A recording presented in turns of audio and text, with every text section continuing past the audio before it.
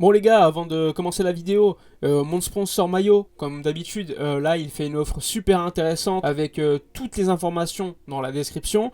Comme je vous l'ai suffisamment dit, franchement moi tous les maillots que j'ai reçus je les trouve super top. Il y a des maillots old school, il y a des maillots nouvelle génération, il y a des survêtements, il y a plein d'autres choses, des casquettes, tout ce que vous voulez. Il y a une réduction quand même de plus de 45%. Donc franchement, profitez-en.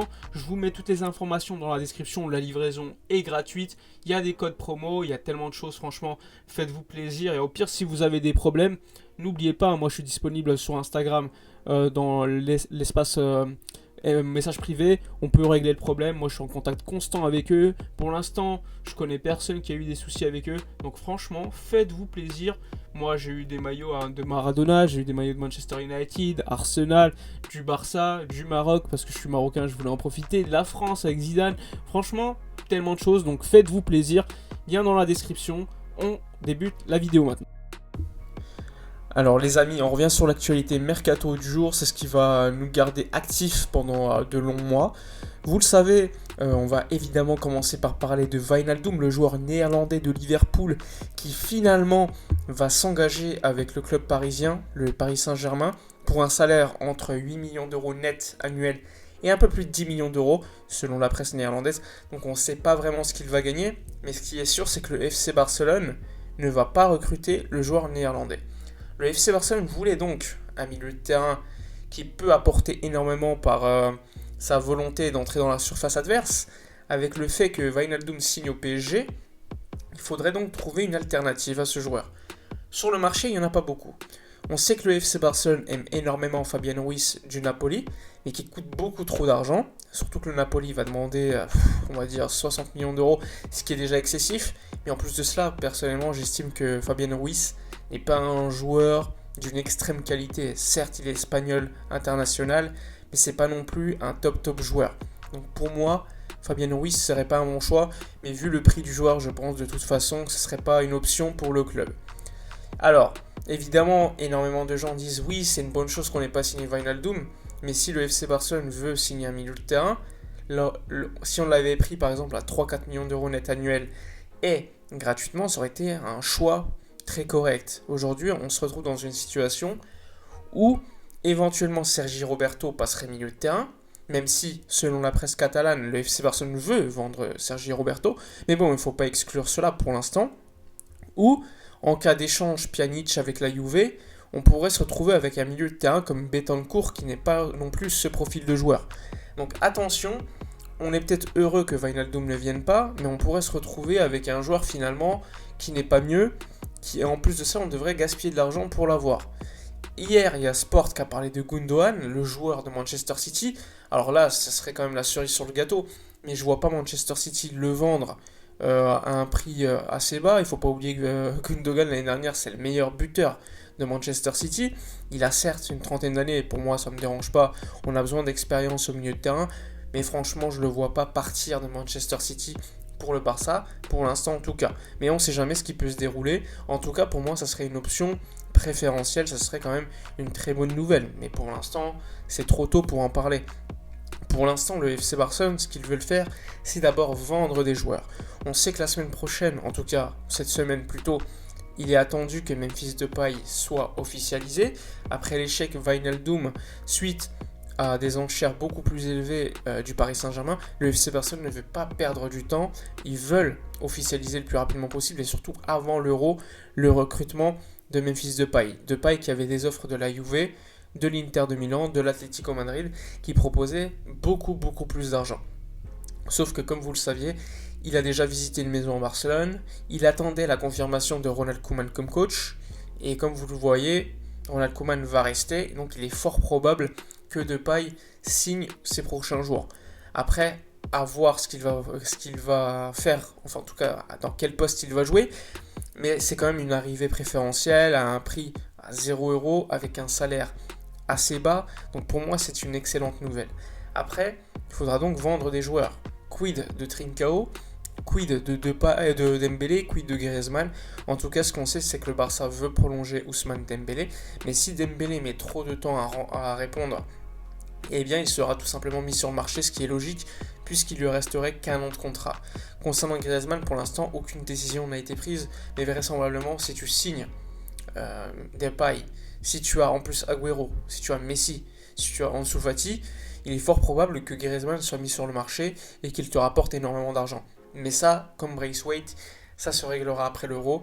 Peut-être que ces joueurs auront une valeur marchande beaucoup plus élevée. Pour l'instant, on va parler plutôt des ventes.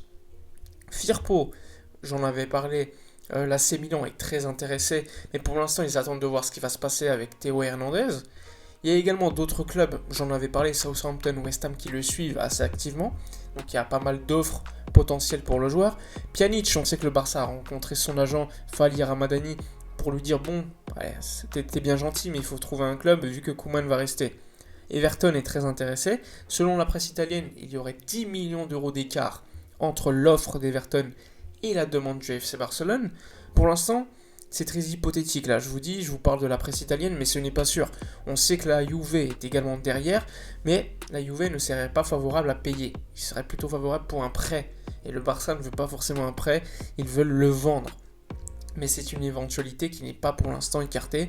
La priorité du Barça, c'est de vendre Pjanic pour essayer de récupérer la mise effectuée après l'échange entre Arthur et Pjanic. Sachant que dans les comptes, Pjanic, c'est quand même beaucoup d'argent à amortir. Il y a également d'autres offres, d'autres joueurs qui sont quand même sur la sellette. Samuel Umtiti, déjà le FC Barcelone lui a dit on ne compte pas du tout sur toi, il faut que tu te trouves un club. Et si aucun club veut acheter Umtiti, le Barça serait quand même dans une capacité de lui dire on te paye les années de contrat qui te restent et tu pars. On te laisse libre de signer où tu veux à 0€. Donc ce serait un sacrifice financier de la part du FC Barcelone, mais ce serait également se débarrasser d'un joueur aujourd'hui plus problématique qu'autre chose. On sait qu'il essaye de travailler énormément à Dubaï pour revenir à un niveau physique adéquat, mais bon, le FC Barcelone ne peut plus attendre. Ça fait déjà 2-3 saisons où il n'est plus à un niveau d'un joueur de football normal. Donc ça serait quand même une décision à prendre lors de ces prochaines semaines. Il y a d'autres joueurs comme ça.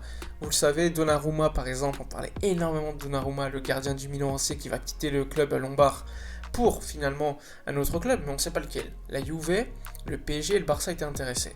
Le PSG est le favori aujourd'hui. La Juve a Szczesny, le gardien polonais, et devrait déjà le vendre avant de prendre Donnarumma. Sauf que problème, Donnarumma, il demande 12 millions d'euros de salaire, Raiola demande 20 millions d'euros de commission.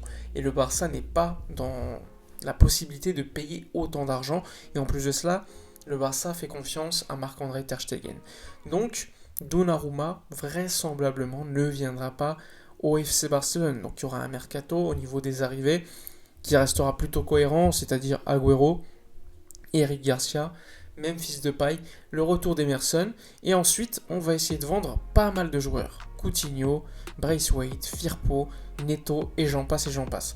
Et l'objectif, c'est de récupérer suffisamment d'argent ou tenter des échanges pour ensuite essayer un ou deux top joueurs. Vous le savez, le FC Barcelone est très intéressé par 2 défenseurs centraux, Koundé et De Ligt. En tout cas, c'est ce que dit Mundo Deportivo. Il y a également l'option Aymeric Laporte dans l'éventualité où Sergi Roberto part vers Manchester City. Mais pour l'instant, c'est très éventuel.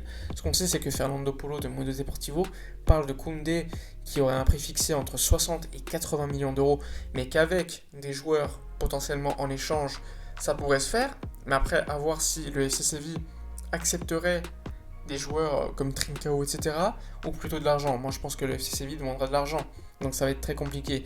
De l'autre côté, tu as De Ligt. De Ligt, la Juve compte énormément sur lui. Il a une valeur très élevée.